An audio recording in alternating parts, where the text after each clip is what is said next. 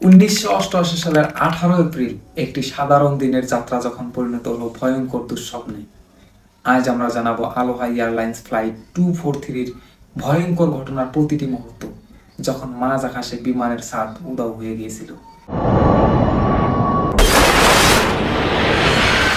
এই দিন স্থানীয় সময় সকাল 1:25 ফ্লাইট 243 হাওয়াইয়ের হিলো বিমানবন্দর থেকে টেক অফ করে।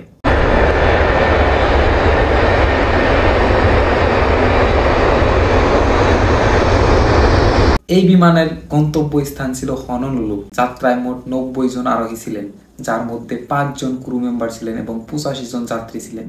ফ্লাইটটি স্বাভাবিকভাবে চলছিল, কিন্তু প্রায় 20 মিনিট পর ভয়াবহ একটি ঘটনা ঘটে। সকাল 1:48 বিমানটি যখন 24,000 ফুট উচ্চতায় ছিল, তখন হঠাৎই একটি বিকট শব্দ শোনা যায়। মুহূর্তের মধ্যে বিমানের সামনের অংশের প্রায় 18 ফুট লম্বা ও 8 ফুট প্রশস্ত জায়গা ছিঁড়ে বেরিয়ে যায়।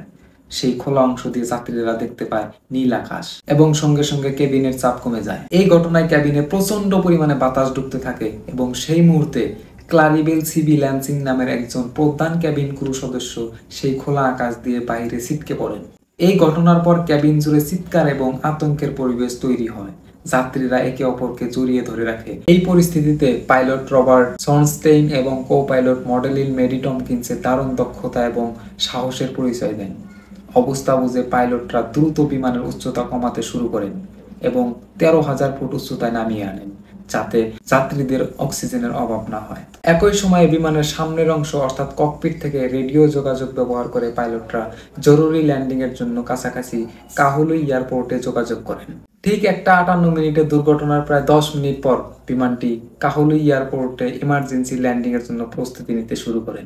পাইলটের দক্ষতার কারণে মাত্র 13 মিনিটের মধ্যে বিমানটি 2:09 কাহুলু বিমানবন্দরে সাকসেসফুলি ল্যান্ডিং করে।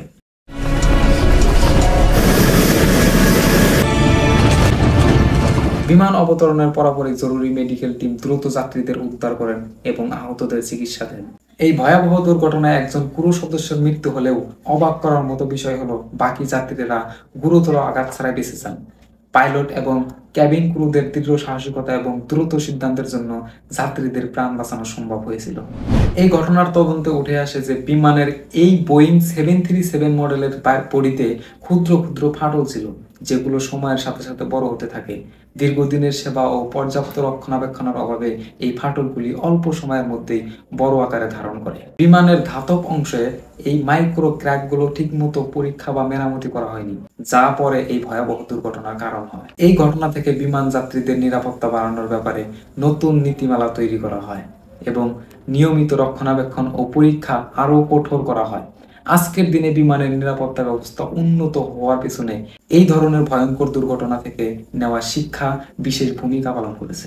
আশা করি এই ঘটনাটি আপনাদের কাছে আকর্ষণীয় এবং ভালো লেগেছে। এরকম আরো ঐতিহাসিক ও শিক্ষা প্রদানকারী ঘটনা জানতে চ্যানেলটি অবশ্যই সাবস্ক্রাইব করুন এবং ভিডিওটি শেয়ার করতে ভুলবেন না।